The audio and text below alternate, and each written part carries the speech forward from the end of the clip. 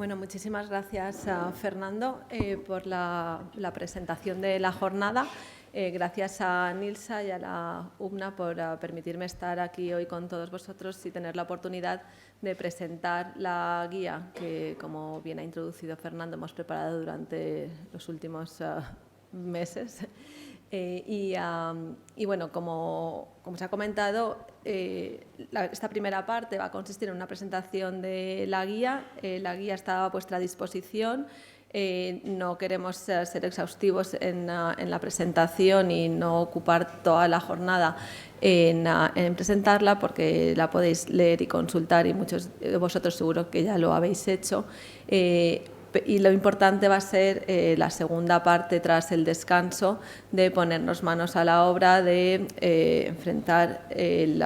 unos casos de estudio que presentaremos luego. Vamos a hacer unos grupos y luego esa puesta en común en la que ya veamos pues, diferentes planteamientos, porque para esto no hay una única solución y desde luego es muy importante las diferentes visiones y la multidisciplinaridad con la que debemos hacer frente a la gestión de las aguas de lluvia de una manera sostenible y desde el origen. Sin más, empiezo esta primera parte.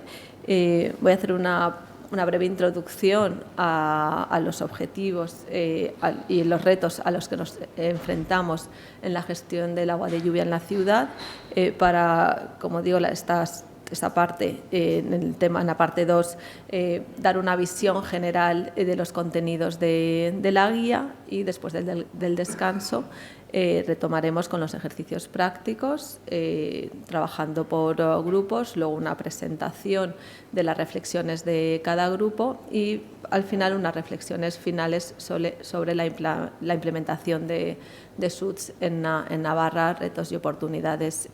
los que tenemos antes de la clausura. Bueno, pues sin más, ¿de qué estamos hablando? Pues estamos hablando de afrontar el reto de los problemas que hemos ido creando al urbanizar y al sellar el suelo con la urbanización tradicional, que transformamos unos suelos que antes eran capaces de absorber, retener, infiltrar, recargar los acuíferos con el agua que les caía encima, y que con la concepción clásica de urbanizar hemos sellado, impermeabilizado grandes áreas, y la consigna ha sido evacuar tan rápido como sea posible el agua caída sobre las superficies. El objetivo era mantener los pies secos en nuestra urbanización, pero sin importarnos las consecuencias que eso tenía aguas abajo, tanto en cantidad de escorrentía, que es lo que podemos ver en la gráfica, como ante un evento de lluvia en una superficie natural, pues los caudales que se generan y los volúmenes de escorrentía que se generan son más pequeños, y estos serían los caudales pico alcanzados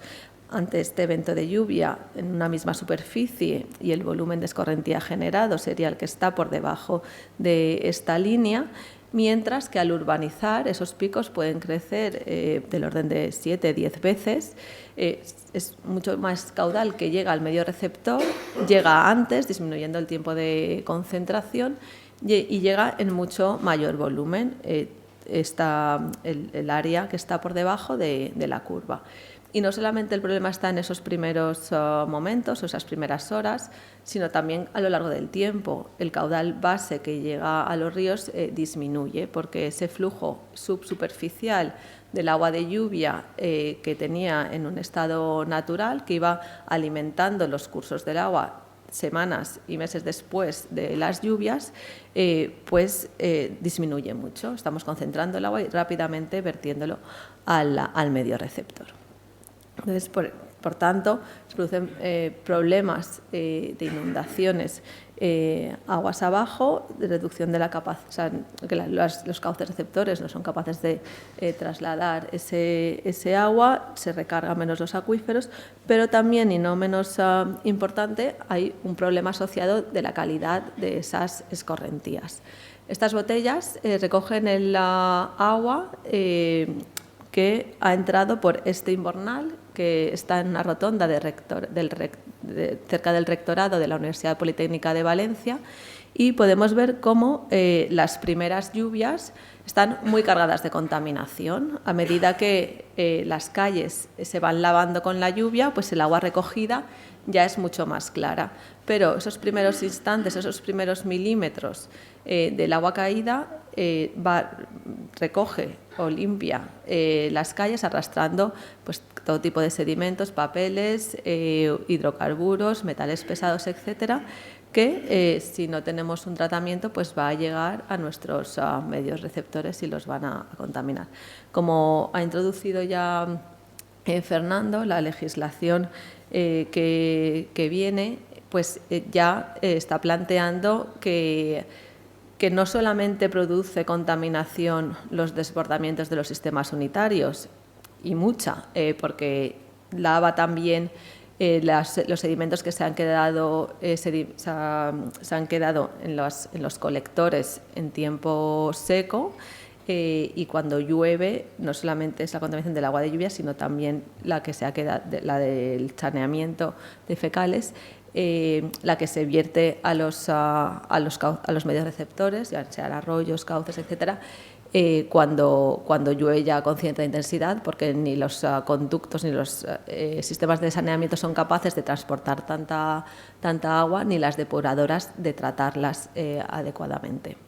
Entonces, hay problemas de los desbordamientos de sistemas unitarios que todos somos conscientes, pero también de los vertidos del agua de lluvia. Y ya vemos cómo diferentes confederaciones empiezan a poner coto a estos vertidos y a dar unas especificaciones concretas de reducción de caudales y de tratamiento de ciertos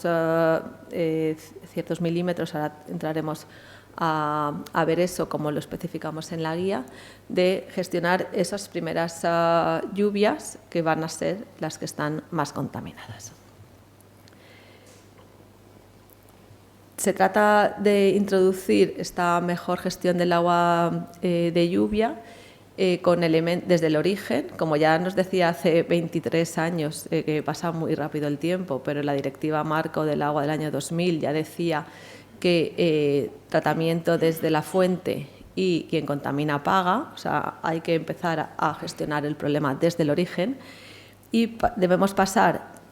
de una gestión centralizada, de poner las soluciones ya al final de la línea, con una solución que hemos venido implementando en los últimos años, que está muy bien y que soluciona parte del problema ya creado, son la construcción de grandes depósitos de tormenta, que van a seguir siendo necesarios en ciertas ocasiones para solucionar un problema ya creado, pero debemos poner en la paleta otro tipo de soluciones más blandas, soluciones basadas en la naturaleza, descentralizadas, no solamente en el punto final, sino todo lo contrario, empezando a gestionar el agua desde el origen,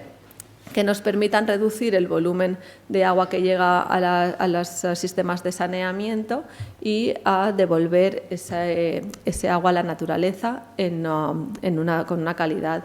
suficiente. Soluciones que van a necesitar menos consumo energético y que nos van a proporcionar muchos beneficios añadidos que vienen ligados a esa renaturalización de la ciudad. Con este enfoque también logramos aportamos soluciones para la consecución de diferentes objetivos de desarrollo sostenible, no solo el objetivo 6 de agua limpia y saneamiento, sino también en otros objetivos como el 11 de ciudades, el 13, el 14 y el 17 de crear alianzas, entre otros. Y un poco ya viendo este enfoque, pues pasamos ya a presentar algunos de los contenidos de la guía. Esto también es un poco de la filosofía de cómo afrontamos ese reto de reducir la afectación al medio receptor que conlleva la urbanización y sobre todo la urbanización tradicional de impermeabilizar una gran superficie, a cómo podemos seguir urbanizando, pero teniendo en cuenta esa gestión desde el origen de las escorrentías. Y lo hacemos integrando la gestión del agua en el paisaje urbano. Entonces, en esta imagen podéis ver diferentes tipos de sistemas urbanos de drenaje sostenible, de SUDs, de los que vamos a comentar ahora, pero que podéis ver cómo se integran fácilmente en el desarrollo urbano. Esto hacerlo desde el origen, desde el principio de las etapas de planeamiento, pues nos va a permitir obtener los beneficios a mucha mayor escala que si planteamos una urbanización convencional y luego intentamos ponerle parches. Como digo, en la urbanización ya existente sí que intentaremos aprovechar esas actuaciones que hacemos en la ciudad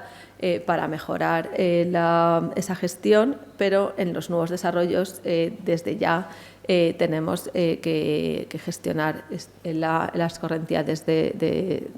el origen, porque si no luego estamos creando problemas que luego tendremos que revertir. Entonces, como digo, pues aquí tenemos cubiertas vegetadas, zonas de biorretención en medianas, algunas lagos con agua permanente que también podemos tener como aspectos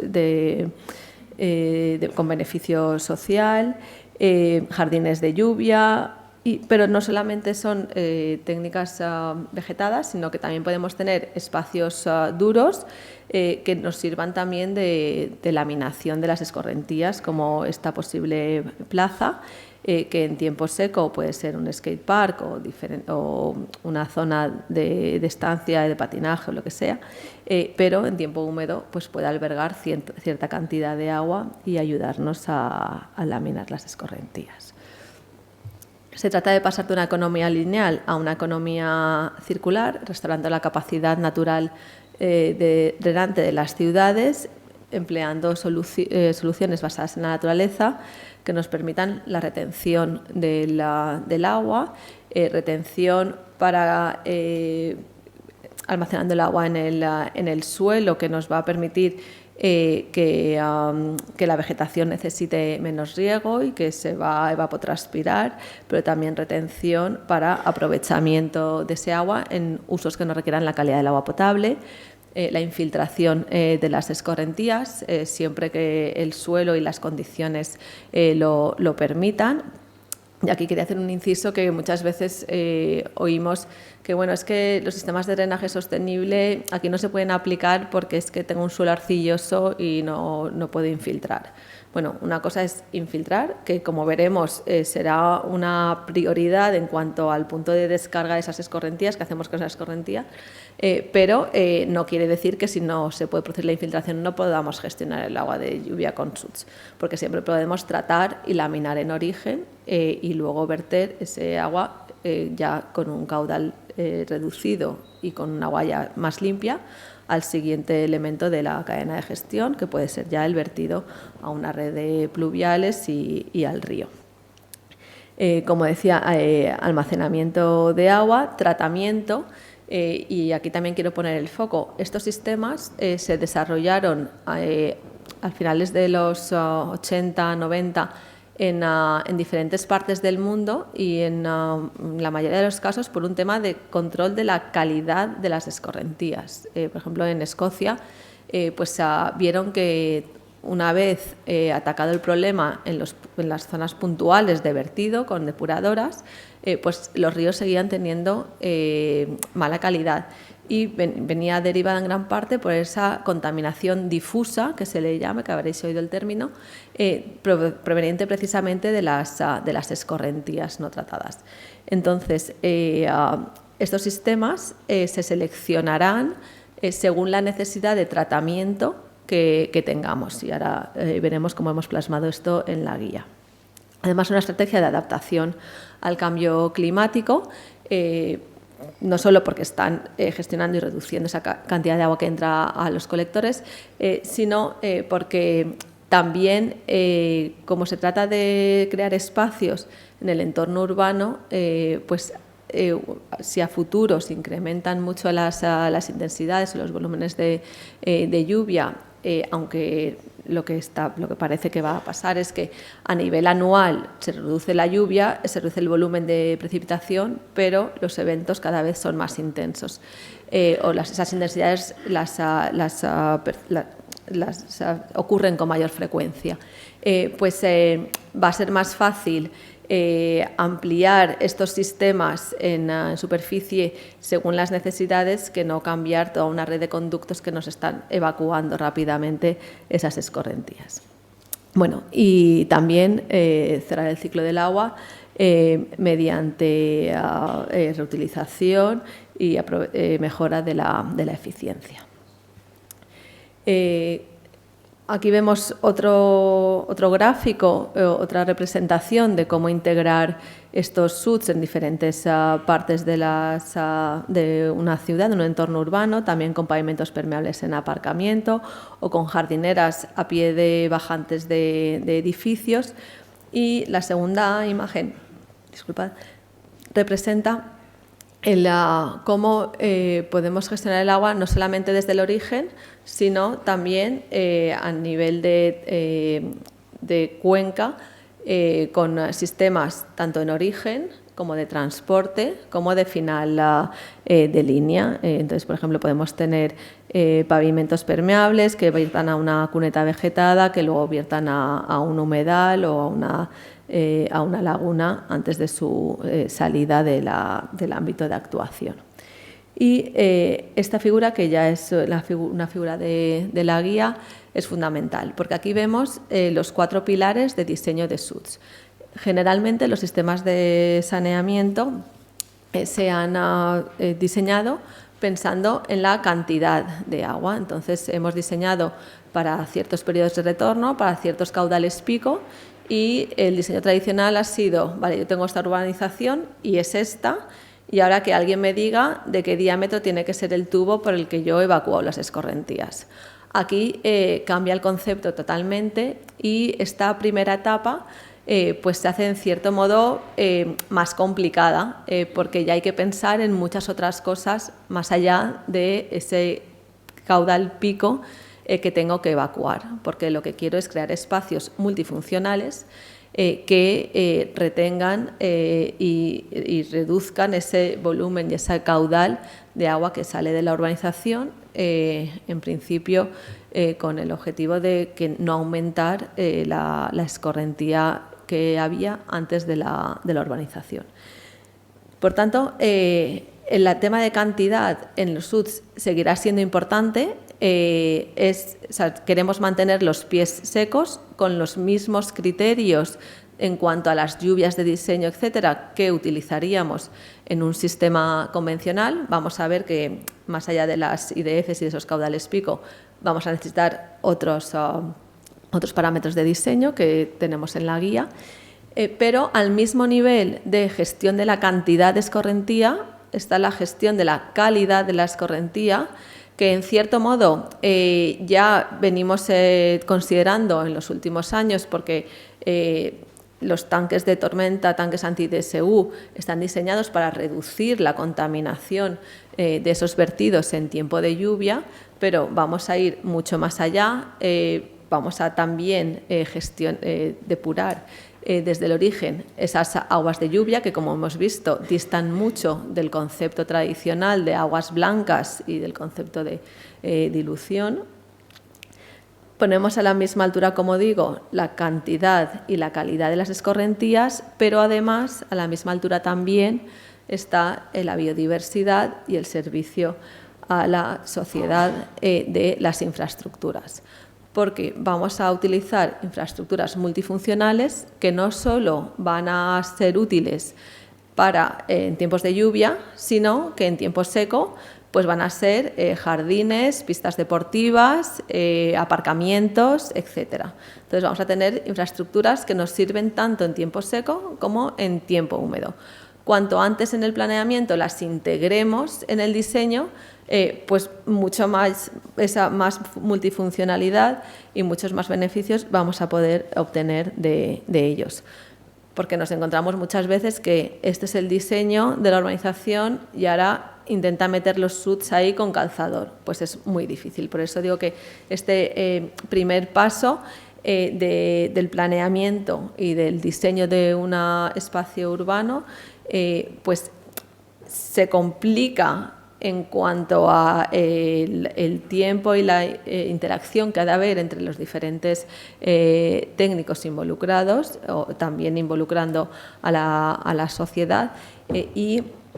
pero luego, a largo plazo, los beneficios son mucho mayores. No he introducido nada de normativa, etcétera, porque eso lo tenéis en la guía. Creo que es mucho más interesante hablar sobre otros aspectos que contiene la guía y entre ellos sobre la tipología de SUTs. Los tipos de SUTs hay diferentes maneras de clasificarlos. Hemos decidido optar por esta clasificación de SUTs estructurales o medidas estructurales y medidas no estructurales. Y empezaremos por las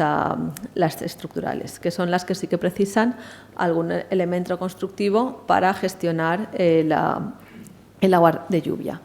Mientras que las no estructurales no requieren una intervención física, sí que veremos, o al menos esa intervención física, porque sí que veremos que hablamos de carteles, que al final el cartel pues sí que es algo físico que colocas, pero ese cartel en sí mismo no está gestionando la escorrentía, pero sí que está aportando una medida que va a mejorar la gestión, por ejemplo, en este caso, por temas de educación y que la gente que vea cartelería instalada en los SUTs que explique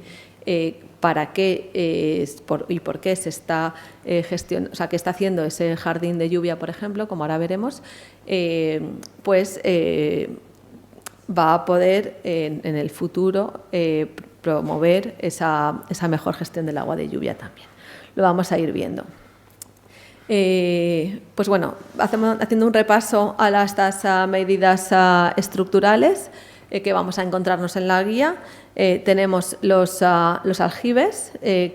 cuya función principal, como sabéis, es una técnica ancestral que recuperamos, es la de captar el agua en origen. Generalmente se capta la de las bajantes de las cubiertas, que es un agua más limpia, para poder aprovecharla en usos de riego o de baldío de calles o incluso en inodoros. Son de diferentes tamaños y desde luego pues los tendremos que diseñar en función de la pluviometría esperada y del uso que vayamos a hacer de ellos. No vamos a querer almacenar toda el agua caída porque sería un depósito muy grande que podríamos no llegar a consumir. Ni demasiado pequeña que gestionemos muy poca agua. Entonces tendremos que hacer el balance. En la imagen de la derecha lo que veis es un tipo de depósito que se coloca realmente enterrado, pero que en este caso lo dejamos semivisto porque era una actuación en un municipio de la provincia de Valencia, en Benaguasil, que lo que pretendía es ser un espacio educativo. Ahí construimos una cubierta vegetada también en ese centro de día y en este caso la parte de cubierta que no convertimos en vegetada, sino que siguió siendo de gravas, una de las bajantes la conducíamos a este depósito. Y bueno, en ese caso nos sirvió también para ver, para monitorizar, etcétera. Tenéis uno de los links que ha comentado Fernando que hay en la guía, pues es a estas actuaciones de Benaguasil, la podéis consultar. Y bueno, vemos un poco pues uno de estos depósitos como pueden ser. Tanto hay otros que son vistos en superficie y este que es enterrado. Otra actuación a nivel de edificación son las cubiertas vegetadas, que pueden ser de dos tipos, o extensivas, con una profundidad pequeña, que suele ser en torno a los 10 centímetros, menor de 15 centímetros, con vegetación normalmente tipo sedum, con baja necesidad hídrica, o cubiertas intensivas, con espacios con mayor vegetación, incluso arbolado. Evidentemente los forjados deben estar calculados para poder aguantar esas solicitaciones, y que normalmente ya son visitables y estanciales para el disfrute de los usuarios del edificio. Comentar que estas cubiertas, además de los beneficios de gestión de pluviales, también aumentan el aislamiento del edificio, y en la cubierta extensiva que construimos en Benaguasil como parte de un proyecto piloto, de un proyecto LIFE, el E2 Stormed, hacia el año 2014, sí, en 2014 fue la construcción, pues pudimos comprobar cómo se reducían las necesidades energéticas de climatización del edificio en la parte que tenía cubierta vegetada respecto a la que no la tenía en este edificio. Los pavimentos permeables, que aquí quiero resaltar el aspecto que no se trata que solo la superficie sea permeable, sino que toda la estructura del pavimento tiene que estar diseñada como un pavimento permeable. Esto es, que la superficie deje pasar el agua a su través, bien porque sean materiales porosos, como puede ser el hormigón poroso o el asfalto poroso, o porque sean materiales impermeables, pero que dejan en su colocación, dejan espacios para el paso del agua, como pueden ser los adoquines permeables por junta. Entonces, tenemos que tener una superficie que deje, o puede ser una superficie vegetada también. Entonces, esa superficie tiene que dejar pasar el agua, pero en la subbase debe poder almacenarse el agua sin dañar la subbase. Entonces, un material permeable colocado, o sea, una superficie de adoquines permeables colocado sobre unas zahorras compactadas, eso no es un pavimento permeable, porque además ese agua va a dañar a la subbase de zahorras. Lo que necesitamos es una subbase que nos permita almacenar temporalmente el agua captada y evacuarla bien por infiltración o bien a través de un elemento de drenaje, como puede ser un tubo dren, al siguiente elemento de gestión de pluviales. Porque esa subbase, por ejemplo, puede ser de gravas, que las gravas, la capa de gravas tenga agua en los poros que dejan las piedras, no va a reducir la capacidad portante de esa subbase. Entonces, hablamos de pavimentos permeables de toda la estructura, no solo la parte superficial, sino también la subbase. Y los pavimentos permeables son pavimentos, o sea, se tiene que poder circular sobre ellos, bien un tránsito peatonal o bien un tránsito rodado. Entonces, cuando hablamos de que sí que está vegetado, es porque hay una estructura adicional que está dando la capacidad portante a ese suelo vegetado para considerarlo pavimento permeable. Otra técnica son los alcorques estructurales. Esta técnica, en cuanto a gestión de agua, puede ser no tan relevante como otras que veremos a continuación en cuanto a los volúmenes, pero la importancia es con la vegetación en sí, o sea, el poder tener arbolado de gran porte en principio, que se pueda desarrollar en un medio adecuado, en un ámbito urbano y transitado. Entonces, lo que se trata es de dar espacio a las raíces del arbolado para que se puedan desarrollar. Muy frecuentemente vemos cómo hemos dejado un cepellón de incluso menos de metro por metro, y los árboles no se pueden desarrollar, las raíces levantan el pavimento, etc. Necesitamos darle más espacio al arbolado para que se pueda desarrollar. Pero muchas veces no tenemos ese espacio en superficie. Entonces lo que podemos hacer es crear ese espacio subsuperficialmente y pavimentar encima. Entonces, ¿cómo se hace esto? Es con los alcorques estructurales, necesitamos capacidad portante entre las zonas que vamos a querer que sean traficables, pero a la vez que dejen huecos y que haya sustrato para que los árboles se desarrollen. Entonces, esa capacidad portante, o sea, no puede ser suelo suelto porque no tendría capacidad portante, la podemos dar con estructuras de polipropileno, que hay ya muchas empresas que disponen de diferentes tipos de materiales para darle capacidad portante al terreno, pero dejar huecos que se rellenan de tierra para que las raíces se desarrollen, o bien con una mezcla de gravas y suelo. Va a ser importante también que permitamos la aireación y la entrada de agua a estos suelos a la parte inferior. Entonces, una buena técnica es poner en estas superficies pavimentos permeables. Entonces, hay una combinación de pavimentos permeables con alcorques estructurales, que, como digo, no solamente permiten la entrada del agua, sino también del aire. Una técnica de las más usadas y que puede integrarse muy bien en los espacios urbanos son los parterres inundables, que son zonas verdes deprimidas que van a captar la escorrentía. Bien dirigida a través de conductos, que puede ser, pero lo más recomendable y más extendido es que el agua entre directamente por superficie. Las vamos a distinguir en dos tipos, los jardines de lluvia y las zonas de biorretención. En superficie la apariencia va a ser la misma. La diferencia es la capa de sustrato que hemos diseñado para un mayor o menor tratamiento de las escorrentías. Cuanto más contaminación puedan llevar las escorrentías, según la cuenca que estén drenando, pues mayor va a ser la capa de sustrato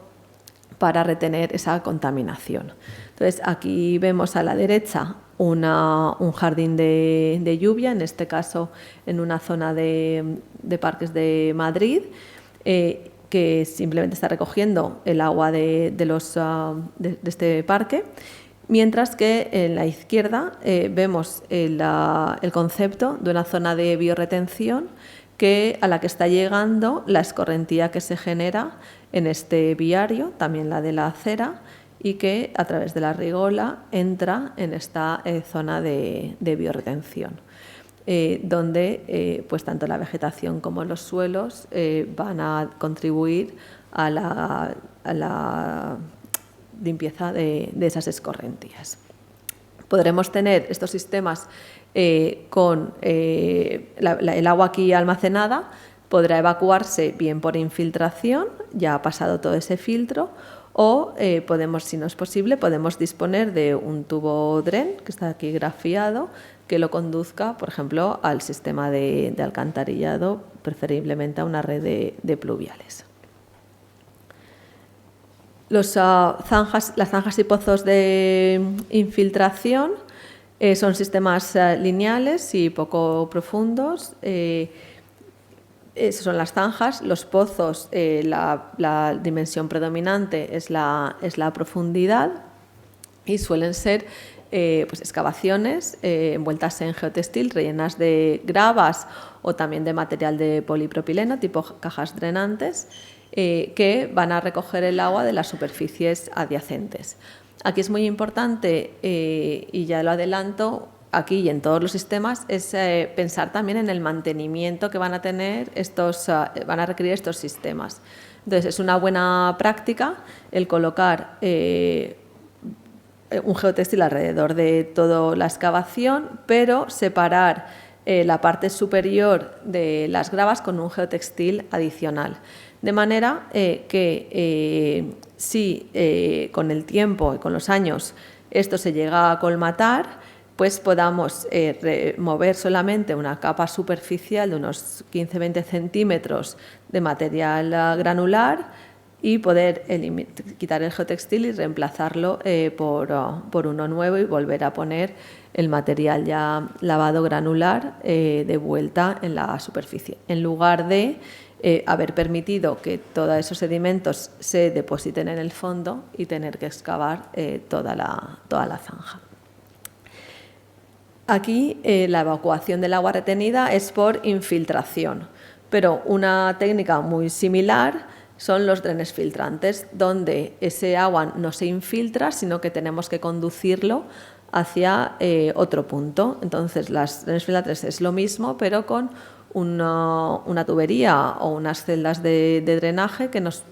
conduzcan el agua hacia otro lugar. Por ejemplo, en este espacio de la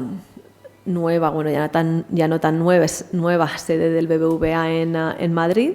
pues estas zanjas drenantes recogen la escorrentía tanto de los pavimentos como los excedentes de la zona verde y a través de un tubo dren la llevan hacia unos depósitos de retención e infiltración con cajas de polipropileno donde el agua ya se infiltra. Estos depósitos reticulares que comentaba que se habían incorporado en los jardines de la zona de la sede del BBVA en Madrid, pues pueden ser de diferentes tipos. Estamos bastante acostumbrados a ver ya estas cajas de drenaje, pero también pueden ser túneles de drenaje. Lo que nos permiten estas estructuras es almacenar un mayor volumen de agua para un mismo volumen de excavación que si lo rellenásemos de gravas. Entonces, para tener un orden de magnitud, pues los huecos que hay entre las gravas para almacenar agua son del orden del 30-35% de volumen de huecos, mientras que con estas infraestructuras pues se pueden llegar a los 95-98% de huecos. Además tienen una capacidad de resistencia estructural importante y por tanto pueden ser traficables en superficie. Aquí también me gustaría destacar que prioritariamente y preferiblemente debemos introducir la escorrentía en estos elementos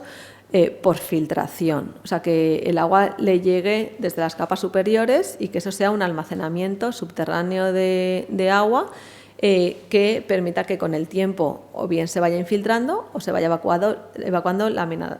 con laminación. Si tenemos que hacer la entrada a estos sistemas mediante tubos, hay que asegurarse de que tenemos un tratamiento previo suficiente para que el agua entre ya tratada y filtrada a estos sistemas. Otro elemento no tan urbano, pero que también podemos ver en muchas zonas, o sea, también sería la aplicación en muchas zonas de Navarra, en ciertos espacios más residenciales, son las franjas filtrantes, que lo que son es una franja, como dice, de vegetación, que lo que permite es el filtrado de estas aguas previo a otro elemento de gestión, como puede ser una cuneta vegetada. Una cuneta vegetada, que como su nombre bien indica, es una cuneta con vegetación que transportan y tratan la escorrentía y que pueden contar con secciones transversales o con barreras transversales que ralenticen el flujo de agua y permitan una mayor laminación y tratamiento de las escorrentías, también fácilmente integrables en muchos espacios. Y ya yendo a mayor capacidad de gestión de volúmenes de agua, tenemos las balsas de detención e infiltración o balsas de infiltración, que son depresiones inundables que puedan almacenar mayor cantidad de agua y que, como vemos, pueden ser tanto vegetadas como duras, como comentaba al principio. Y aquí vemos el caso de una plaza en Rotterdam. Es un caso de estudio muy conocido porque integra con elementos duros una buena gestión de las escorrentías. Y por último tenemos los tipos de SUDS que contienen agua permanente y cuya función es la atenuación y el tratamiento a más largo plazo de las escorrentías. Y ya como medidas no estructurales podemos encontrar las medidas de educación y sensibilización de la comunidad y, por ejemplo, este taller es una medida no estructural porque espero que todos vosotros y yo y todos los que estamos aquí pues nos llevemos a algún conocimiento nuevo y salgamos por esa puerta con ganas de implementar y de impulsar la aplicación de SUDS en nuestros entornos. Pero también las tareas de mantenimiento, la legislación, la propia guía que estamos hoy presentando es una acción no estructural. También el mantenimiento, no solo de los SUDS, sino también el mantenimiento de las superficies. Una mayor limpieza o barrido más frecuente de las superficies va a hacer que el agua de lluvia arrastre menos contaminación. Entonces, eso también es una medida no estructural. Y los carteles. Sobre todo en estas primeras actuaciones es muy importante el disponer de carteles informativos que nos permitan divulgar estas técnicas y que los ciudadanos, y no solamente, sino que podemos hacer visitas guiadas de diferentes técnicos de otros lugares a nuestras instalaciones de SUDS, comprendan la importancia de la gestión en origen y cómo esos elementos que a simple vista pueden parecer simples jardines como cualquier otro, pues realmente tienen una función muy importante en la gestión de las escorrentías. Y aquí vemos, por ejemplo, unos carteles instalados en un parque de Madrid, en la zona verde de la calle Alfonso XII. Como ha dicho Fernando en la introducción, la guía es mucho más rica cuando la consultamos online o de manera con el PDF en el ordenador en lugar de en papel, porque podemos hacer con un clic fácilmente accedemos a mucha más información de la que tenemos estrictamente en la guía. No hemos querido repetir muchos de los conceptos y las imágenes y los recursos que hay en otras guías, tanto a nivel nacional como internacional, sino que hemos hecho un esfuerzo por recopilar en cada uno de los apartados, y no solo al final en el apartado de referencia, sino en cada uno de los apartados hay enlaces a otros documentos valiosos de referencia. Y el enlace es al capítulo de ese documento, cuando es posible, al capítulo de ese documento donde nos amplía la información de ese aspecto que estamos tratando y no al documento en general. Entonces, por ejemplo, en la parte de cubiertas vegetadas, pues cuando nos habla del SATS Manual, que es como la Biblia de los SUDS, porque es un documento de más de 1000 páginas, donde entra muy al detalle en todos los conceptos, tanto de diseño como de tipos de SUDS, etcétera, y que os recomiendo encarecidamente que consultéis, pues nos lleva directamente a la parte de cubiertas vegetadas. En cada una de las técnicas se irá haciendo el link a la parte correspondiente. Y, por ejemplo, pues el Manual de San Francisco lo mismo, nos guía hacia la parte de cubiertas vegetadas del manual. Entramos ya un poquito más en el dimensionamiento, que es lo que vamos a trabajar luego después del descanso también.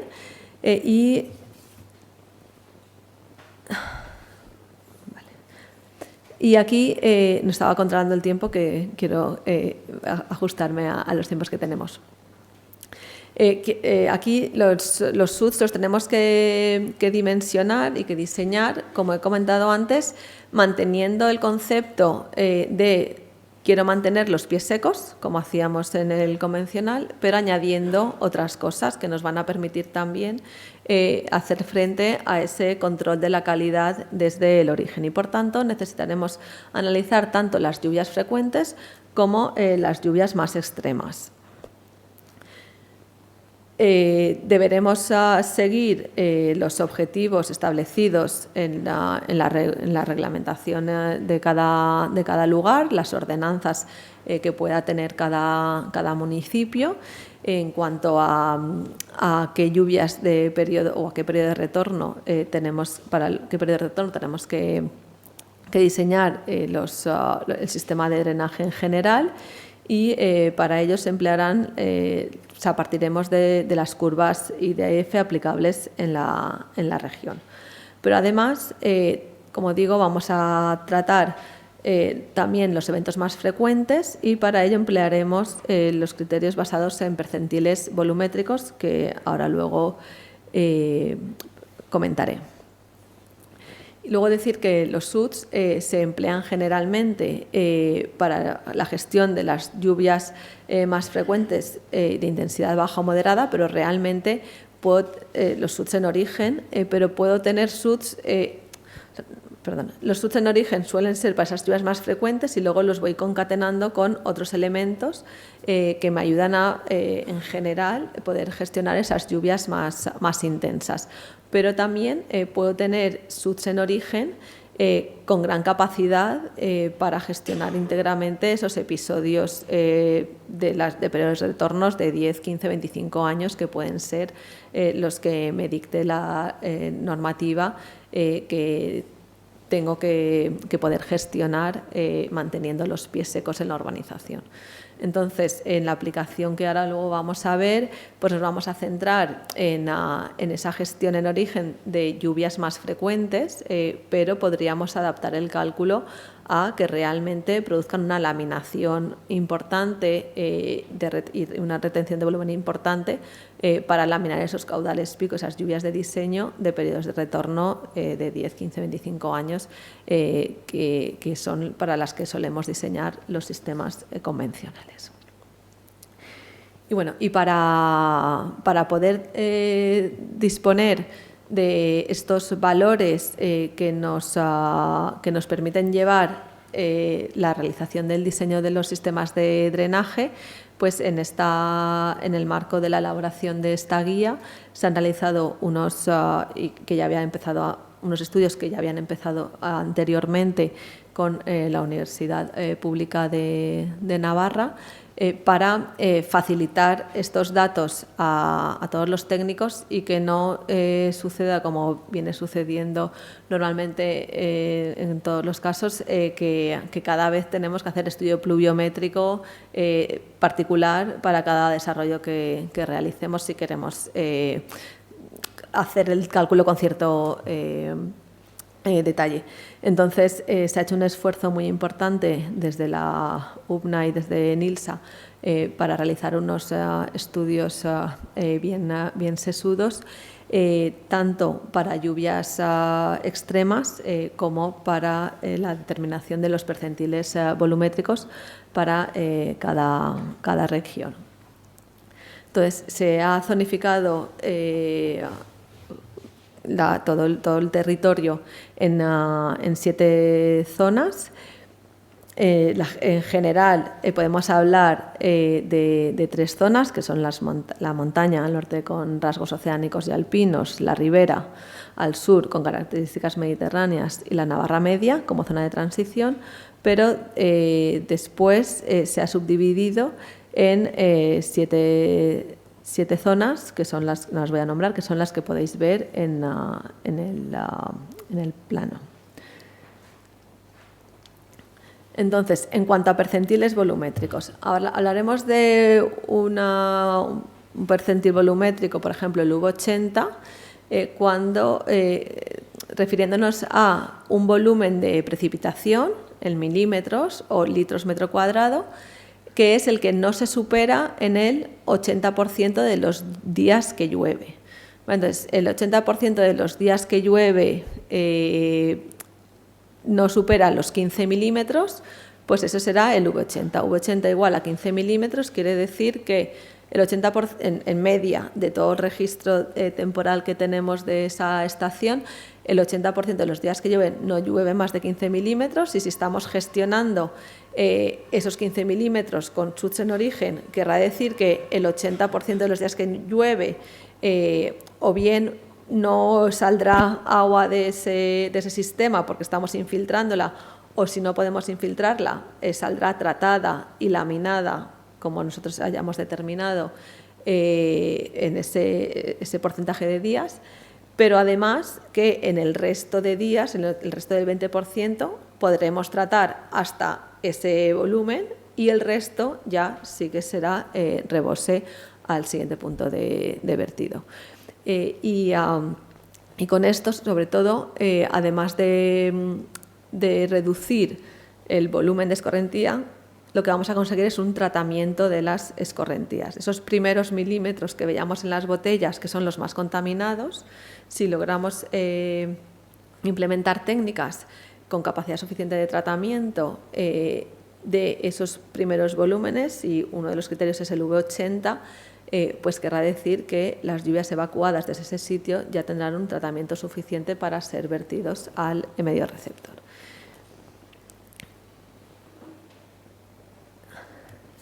Entonces, se han estudiado cuáles son esos percentiles volumétricos para las diferentes regiones, y cogiendo estaciones de referencia, y los podéis ver aquí. Todo esto está disponible en la página web de IDENA, ahora luego lo veremos, porque más allá de los principales valores que están publicados en la guía, podemos hacer consultas a cada una de las comarcas, como ahora luego veremos. Entonces, esta es la parte de percentiles volumétricos, y por otra parte se han utilizado las curvas de intensidad, duración, frecuencia. Serán las que utilicemos para los cálculos ya más avanzados hidrológicos e hidráulicos, para los cuales ya necesitamos formulación específica, y para desarrollos ya de cierta envergadura, modelización hidrológico-hidráulica, pero tomando como base las IDFs para los diferentes periodos de retorno, desde 2, 5, 10, 25, 50, incluso de 100 años, porque normalmente los SUDs y los sistemas de drenaje en ciudades no los diseñaremos para 100 años de periodo de retorno, sino más bien en el entorno de 10, 25 años, pero ya que se estaba realizando el trabajo, hemos querido plasmar todos los datos en la guía. Comentaros que, como se dice también en algún apartado de la guía, y no voy a entrar aquí al detalle en esta presentación, pero que es importante no solamente diseñar para esos 10-25 años de periodo de retorno, sino cuando hablamos ya de caudales y de las IDFs, ver qué pasa para y diseñar para los periodos de retorno bajos de 2 años. Si pensáis en un gran desarrollo que vaya a verter a un pequeño arroyo, claro, no es lo mismo el agua que recibía el arroyo en el estado natural que la que va a recibir cuando llueva. Si nosotros limitamos el agua que va a recibir el arroyo cuando llueva y la limitamos solo para los caudales de periodo de retorno de 10 años, pongamos, las lluvias más frecuentes no las vamos a laminar si ponemos solamente esa restricción de 10 años, con lo cual de manera más frecuente recibirían grandes caudales que pueden erosionar ese arroyo. Entonces es importante también limitar los caudales que llegan a esos pequeños cursos de agua también para periodos de retorno bajos de 2 años, de manera que evitemos esa erosión de los arroyos en su caso. Entonces,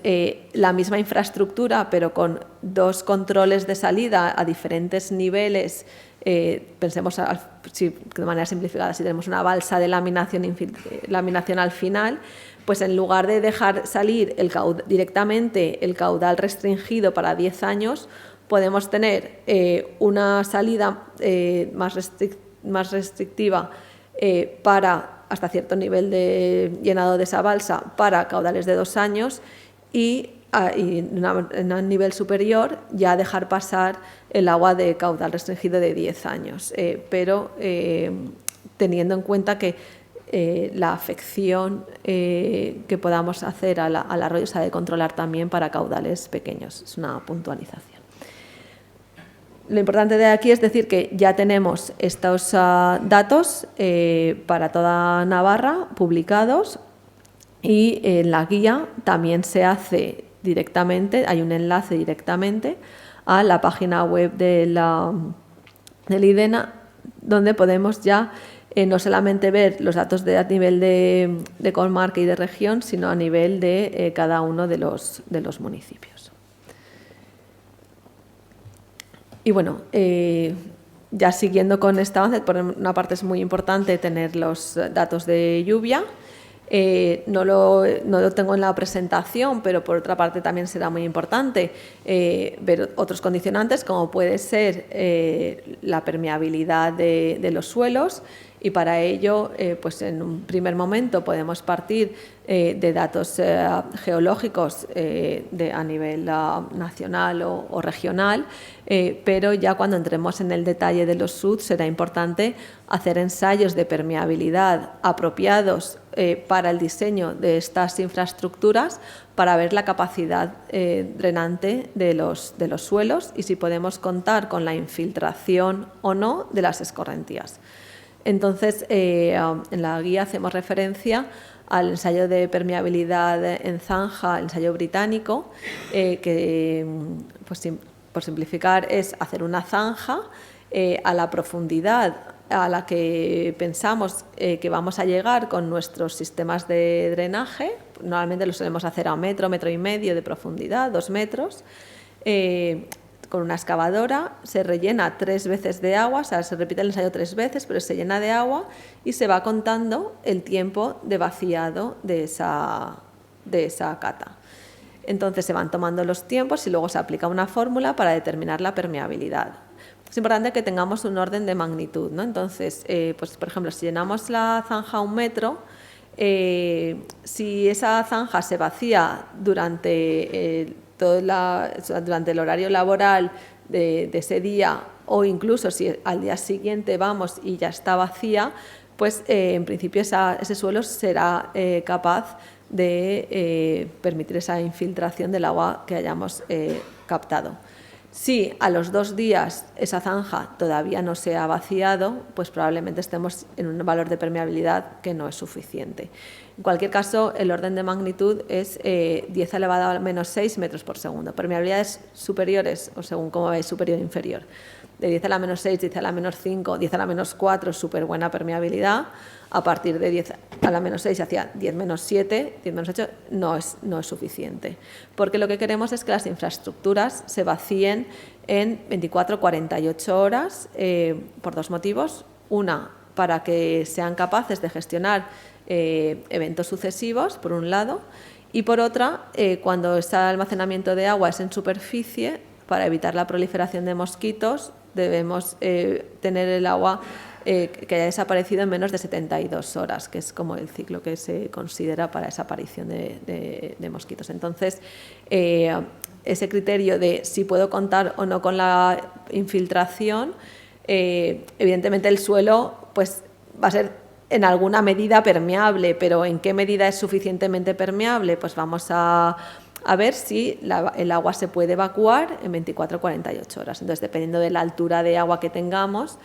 vamos a necesitar cierta permeabilidad, o al revés, con la permeabilidad que tenemos, vemos cuál es la altura máxima de agua que podemos almacenar y, pues dependiendo del volumen que necesitemos retener, qué superficie de infiltración vamos a necesitar acomodar en nuestro diseño. Bueno, hecho ese apunte, condicionantes de diseño, pues los SUDs debemos integrarlos en el diseño del espacio urbano, como hemos comentado. Cuanto antes se integren, mayor va a ser la relación, mayores beneficios vamos a tener y menos costosos van a ser. debemos considerar todos los beneficios adicionales que nos proporcionan los SUDs a la hora de hacer selección. Evidentemente, vamos a pedirles cierta eficiencia hidráulica, pero luego hay otros muchos beneficios, como la reducción del efecto isla de calor, el espacio para la biodiversidad, el multiuso, o sea, los usos múltiples que vamos a poder realizar de un mismo espacio, que también vamos a tener en consideración. Debemos integrar esa gestión de agua en el paisaje y debemos buscar el replicar esa hidrología previa natural y por tanto, como comentaba, pues si en un suelo es muy arcilloso, pues no podremos tener infiltración, pero es que tampoco la habría antes, pero sí que podemos reducir algo el volumen, porque se queda en la vegetación, porque se queda en los suelos del ámbito, y reducir la contaminación y los caudales. Los SUDs se pueden introducir en nuevos desarrollos y eso debería ya ser la norma, porque si seguimos urbanizando de la manera tradicional, estamos creando problemas a los que luego tenemos que dar una solución, pero también debemos aprovechar cualquier actuación de regeneración urbana. Y igual que ahora, pues cuando reurbanizamos una plaza, pues le ponemos bombillas LED, pues también integremos esa gestión de las escorrentías en esas actuaciones y no perdamos las oportunidades que esas actuaciones de regeneración nos permiten. Y como decía al principio, es una tarea multidisciplinar y no solo con criterios hidráulicos. Dime de qué diámetro es el tubo, se ha acabado. Entonces, estamos promoviendo esa gestión del agua desde el origen y qué hacer con esas aguas captadas. Bueno, no está en la gráfica, pero evidentemente podemos captarlas para aprovecharlas para riego o para otros usos que no requieran la calidad del agua potable. Pero como punto de vertido, digamos, el primero que vamos a tratar es la infiltración, desconectar las escorrentías del sistema de saneamiento y, mucho más importante, cuando este es unitario, para reducir la cantidad de agua que tiene que ser conducida, en su caso bombeada y depurada en las estaciones de tratamiento. Y, por lo tanto, lo primero que propondremos es infiltrar ese agua ya laminada y tratada adecuadamente. Cuando ese agua no puede ser infiltrada o con el rebose de agua infiltrada, lo siguiente es si lo podemos conducir a un cauce natural. Eso en el centro de la ciudad pues va a ser más difícil, pero dependiendo de dónde esté nuestro desarrollo urbano, pues lo podríamos conseguir, o podríamos crear nosotros esos cauces en nuestra urbanización que condujeran el agua en superficie en lugar de enterrada hacia el punto de vertido. Lo siguiente es, si no tenemos ninguna de esas dos oportunidades o con el rebose, los excedentes de escorrentía, lo conduciremos prioritariamente a una red de pluviales, claro, antes de meter lo que sería lo último en una red unitaria, porque, como digo,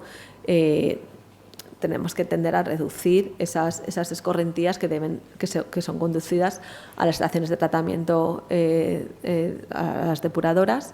entre otras cosas, porque esas depuradoras en tiempo de lluvia no son capaces de gestionar toda el agua que les llega, y porque el patrón de contaminantes del agua pluvial es distinto al del agua residual y tiene una afección en los microorganismos de las depuradoras. Entonces, cuanto menos agua pluvial le llegue a la depuradora, mejor va a ser su funcionamiento. En la guía, como novedad respecto a otras guías, hemos introducido un apartado de selección de SUDs por tipo de unidad urbana. Y lo que hacemos es proponer cuáles serían los SUDs más adecuados para cada tipo de desarrollo urbano. No voy a entretener, ya estoy mirando el tiempo, pero hemos querido hacer una selección aunque realmente estábamos en ello y decimos es que cualquier tipo o prácticamente todos los podemos adaptar, o sea, porque incluso hablamos de pavimentos permeables, sí, pero cuando no podemos infiltrar, pues también se pueden adaptar a no infiltrarlos. Y pavimentos permeables podemos tener en desarrollos muy densos o en desarrollos abiertos. Entonces, la mayoría de tipos de SUDs los podemos tener en cualquier situación. Pero sí que tenemos que hacer el esfuerzo de, bueno, y de todos los que se pueden aplicar, cuáles son más fácilmente aplicables en cada entorno, ¿vale? Entonces, ese es el ejercicio que hemos realizado en este capítulo y que hemos dividido en urbanización densa, y como os digo, no me voy a extender en este apartado, pero pues para urbanización densa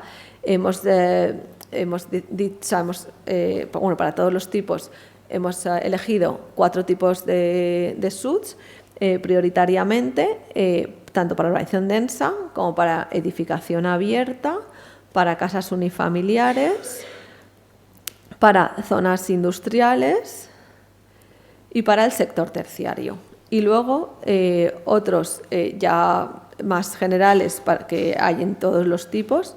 que son para calles, y aquí quería destacar las actuaciones que ya se han llevado a cabo en Pamplona de los pavimentos, de los pasos de peatones permeables, que son unas de las actuaciones que se promueven, como veis, en muchos de los manuales, y es como crear un espacio seguro alrededor del paso de peatón, de manera que no nos pueda aparcar una furgoneta justo antes del paso de peatón, que nos permita ver que se acercan vehículos, crear un entorno naturalizado, incluso que dé sombra a la gente que pueda estar esperando el cruce, y que además estemos gestionando el agua de lluvia. Y además me consta que en estos parterres pues se han realizado actuaciones de involucrar a la sociedad, involucrando a un colegio que ha pintado slogans en los alrededores de los jardines, y cómo estas actuaciones pues pueden ir creando esa conciencia ciudadana. Bueno, pues estos son evidentemente una de las actuaciones con parterres inundables de tipo de biorretención que se pueden implementar en las calles. En aparcamientos, aquí veis, por ejemplo, el aparcamiento del Wanda Metropolitano en Madrid. Y aquí esto se hizo con muy poco tiempo, porque el Cholo tenía que jugar su primer partido en agosto. Se realizó la construcción del aparcamiento en pleno verano, con la extensión difícil de tantos metros cuadrados de pavimento permeable, en este caso hormigón poroso, pero todas las grandes explanadas de aparcamiento del Wanda Metropolitano constan de plazas de aparcamiento realizadas con pavimento poroso, con hormigón poroso, a la que gestionan tanto el agua de lluvia de las propias plazas como de los carriles de circulación, que son impermeables. Aquí veis el agua en superficie, en la zona impermeable refleja el árbol, en la zona permeable no se ve ningún reflejo porque el agua directamente pasa a su través, y esto ha permitido que la impermeabilización o la construcción de estos grandes aparcamientos no haya necesitado de la ampliación de las redes ni de la depuradora de aguas abajo, porque era un gran problema aumentar mucho la superficie de captación de escorrentía, porque lo que se produce es una laminación de las escorrentías, tratamiento y laminación de las escorrentías en estos aparcamientos, y para cada una de estas líneas, que son muy extensas, el conducto de evacuación es un tubo DREN de diámetro 90, o sea, se reduce muchísimo, se lamina muchísimo los caudales, porque hay un almacenamiento subsuperficial en la capa de gravas, que tiene la capacidad portante suficiente, pero también de almacenamiento de escorrentía. Bueno, he hecho el inciso en parques con jardines de lluvia, pavimentos también permeables, etc. Igualmente, hay una llamada a otros muchos documentos que pueden ser de referencia para el diseño de estas infraestructuras. Por ejemplo, pues Greening DC Streets de Estados Unidos.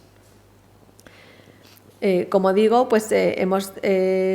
destacado cuáles son las más recomendables, cuáles son adecuadas y cuáles son posibles para cada tipo de unidad urbana, y como vemos, pues en muchas es que lo podemos aplicar en todo, pero hemos querido destacar como las más relevantes. En cuanto al dimensionamiento, y esto es lo que vamos a practicar en la siguiente etapa, tenemos que realizar el cálculo, primero una selección del tipo de SUTS, que entre otros vendrá dado por la disponibilidad de espacio, pero también por la capacidad, o sea, el criterio objetivo y la capacidad de tratamiento de las escorrentías. Y luego hacer unos cálculos. Como decía, nos vamos a centrar en cálculos básicos relacionados con los percentiles volumétricos, pero cuando hablamos también de gestionar lluvias de diseño y para el retorno a 10-25 años, pues tendremos que aplicar ya las fórmulas hidráulicas correspondientes. Y como digo, o sea, estos cálculos básicos pueden ser un predimensionamiento de las infraestructuras, pero luego necesitarán de un cálculo más detallado, también sobre todo cuando estemos concatenando diferentes elementos, o sea, que la escorrentía de uno vaya a ir al otro después. Esto no lo tratamos en esta formulación básica. La guía cuenta con las diferentes fórmulas de muy sencilla aplicación con las que vamos a trabajar en el taller. También para el dimensionamiento de vertederos, ¿vale? O sea, yo diseño mis SUTS para esas escorrentías frecuentes, pero el exceso tiene que ser capaz de gestionar, o sea, de captar las lluvias más extremas y conducirlas ya a la red de evacuación pluviales o unitaria en su caso. La guía cuenta con un caso de estudio, un ejemplo de cálculo que se puede seguir para ir rompiendo la mano en el diseño de estos SUTS, en este caso este sector terciario de aparcamiento, que se ha dividido en dos zonas y para la que se proponen zonas de biorretención. Entonces, a partir de las áreas impermeables con ciertos coeficientes de escorrentía, con un percentil determinado, pues el V80 por ejemplo, y una altura máxima de agua almacenada en esas infraestructuras, pues por ejemplo se determina qué superficie de zona de biorretención necesitaríamos y se plasma en la imagen. Entonces no se ve muy bien, pero fijaros, para esta zona roja, pues con estas dos zonas verdes estaríamos gestionando ese V80. Entonces la importancia del taller de hoy es también que tengamos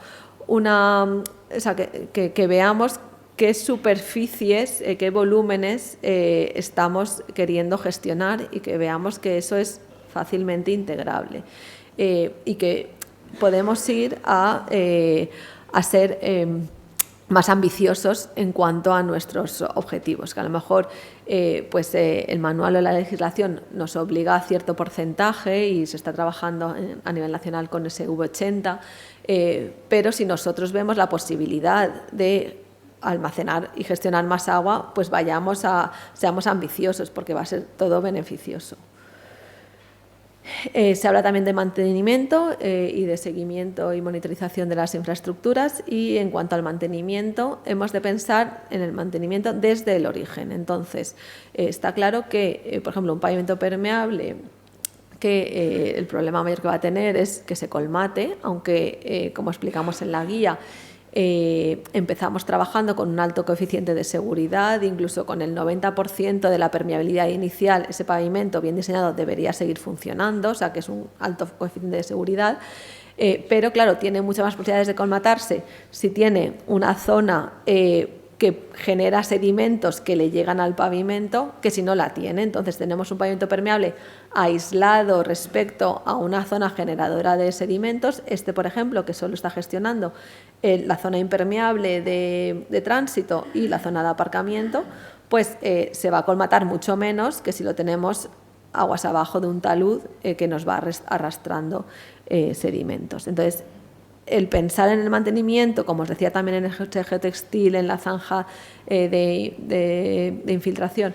desde el principio va a ser fundamental. La guía nos habla de un plan de mantenimiento de los SUTS que deberíamos tener en cada uno de los proyectos, y también nos explica el prototipo de SUTS, o sea, los SUTS pilotos que se han implantado en el campus de la UPNA de Tudela. Y que os invito a que leáis y que sigáis a través también de la web del Life Nadapta. Aquí se han construido para el aparcamiento, es una clara aplicación de renaturalización y una mejor gestión de las escorrentías en un ámbito ya en uso. Pues las escorrentías del aparcamiento, de estas dos zonas de aparcamiento, van a sendas zonas de biorretención y en este caso está concatenada esta primera zona de biorretención con una segunda. Y bueno, en la guía podéis encontrar los primeros datos de la monitorización de estas infraestructuras, se explica qué mantenimiento se está llevando a cabo, cómo se ha diseñado exactamente, cómo está funcionando con las lluvias, etcétera. Y aquí veis pues, uno de los instrumentos, o sea, parte de la instrumentación que contaría el caudal evacuado en caso de llenado de estas infraestructuras. Y como bien ha dicho también Fernando al principio de la presentación, la guía cuenta con un anejo de vegetación, con con vegetación que puede ser utilizada en diferentes tipos de SUTS. Entonces, habla tanto de cubetas vegetadas, alcorques estructurales, parterres inundables, jardines de lluvia, cunetas vegetadas y balsas de detención e infiltración. Y con esto terminamos esta primera parte, solo nos hemos excedido 5 minutitos, que yo creo que está muy bien. Si os parece, vamos a dar paso al café, ahí tendremos tiempo también de empezar a compartir comentarios, pero sobre todo en la segunda parte podemos hablar de cualquiera de los aspectos que hemos presentado en la guía, se van a suscitar dudas y comentarios y vamos a tener tiempo a lo largo de toda la sesión de esta mañana a partir de las 11 de comentarlos y compartirlos entre todos. Muchas gracias por vuestra atención.